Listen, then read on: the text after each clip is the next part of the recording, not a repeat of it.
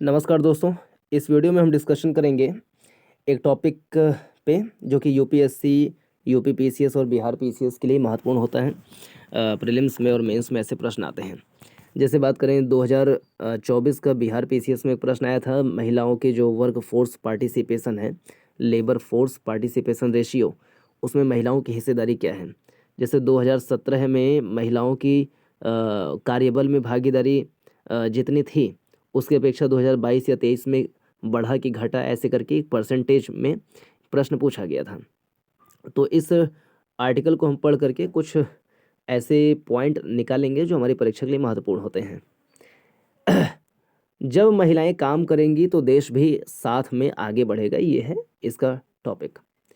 जहां पूरी दुनिया में ही वर्क फोर्स में महिलाओं की भागीदारी पुरुषों से कम है, वहीं क्षेत्रीय असमानताएं भी बहुत ज़्यादा हैं। तो यहाँ से हमको एक लाइन पता लगा कि पूरी दुनिया में ही वर्क फोर्स में महिलाओं की भागीदारी पुरुषों से कम है।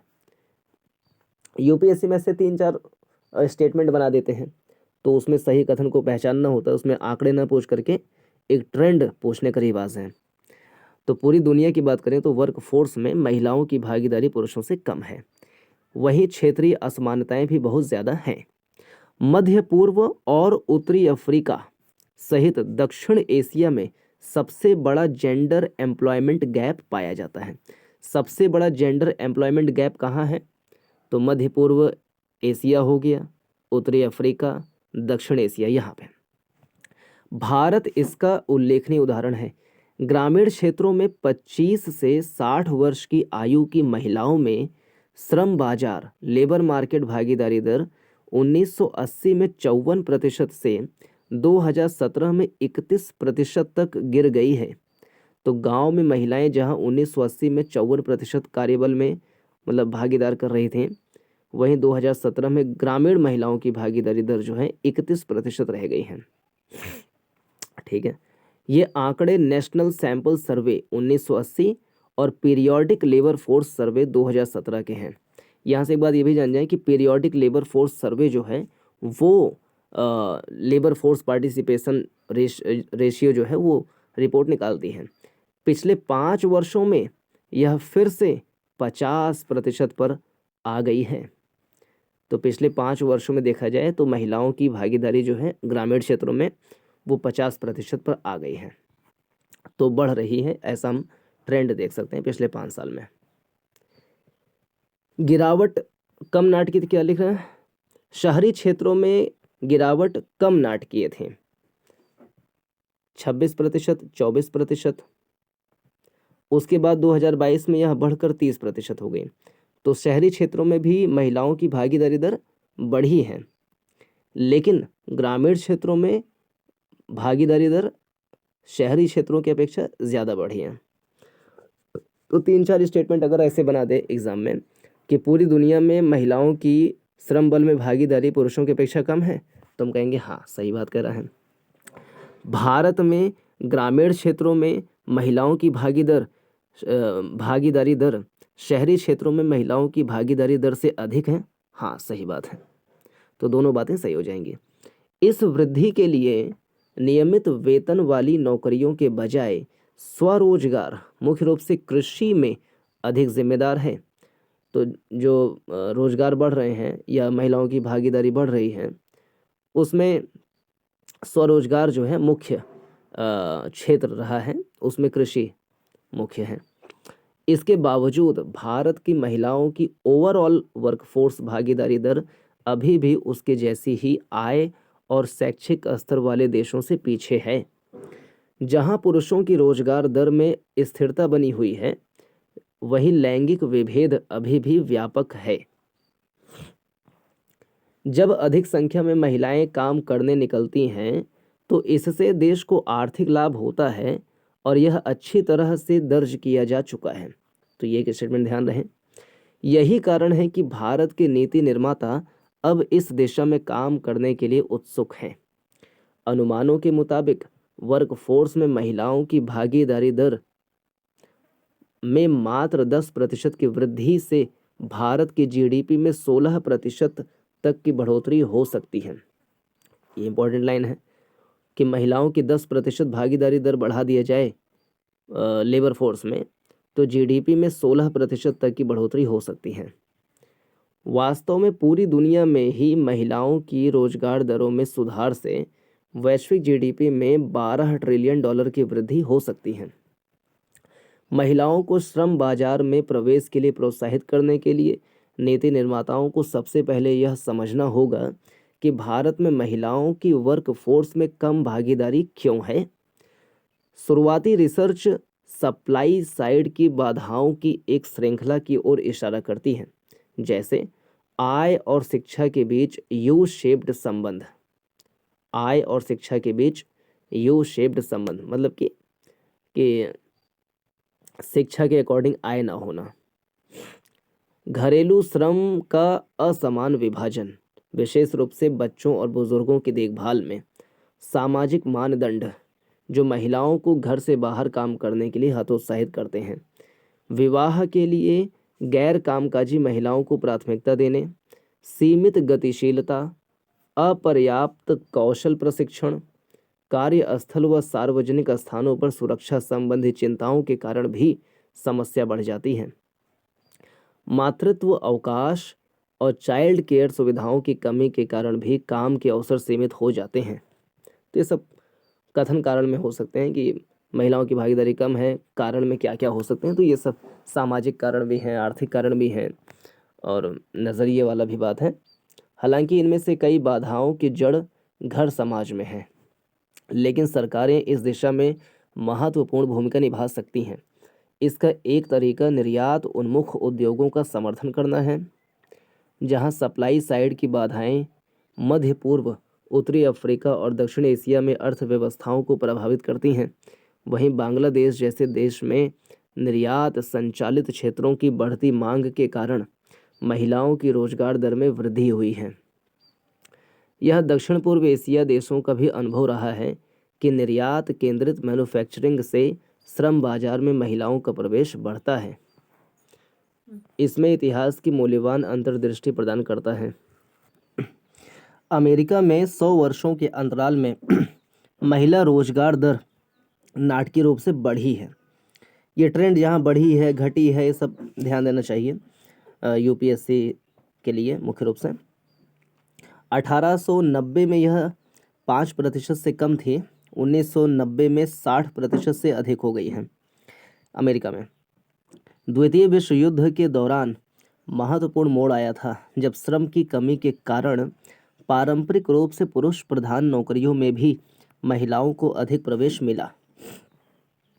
मातृत्व लाभ अधिनियम 2017 में आया था, ये संशोधन होकर के, और पोष एक्ट, मातृत्व लाभ अधिनियम और पोष एक्ट जैसे अच्छे इरादों वाले नियम महिलाओं को काम पर रखने की लागत भी बढ़ाते हैं, जिससे अनजाने में बाधाएं उत्पन्न होती हैं।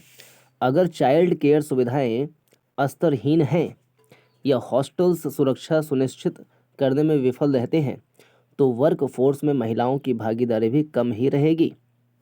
इसके अलावा भारत में कौशल कार्यक्रमों को प्रमुख शहरों के बाहर बहुत कम सफलता मिली है।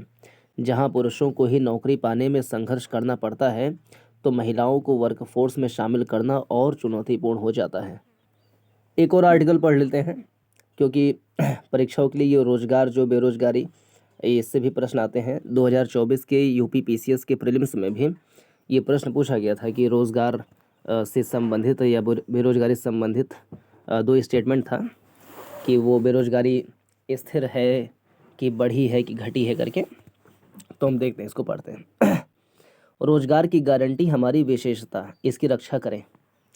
अगर कोई एक पहल है जिसके लिए भारत को विश्व गुरु कहा जाना चाहिए, तो वह है रोजगार गारंटी।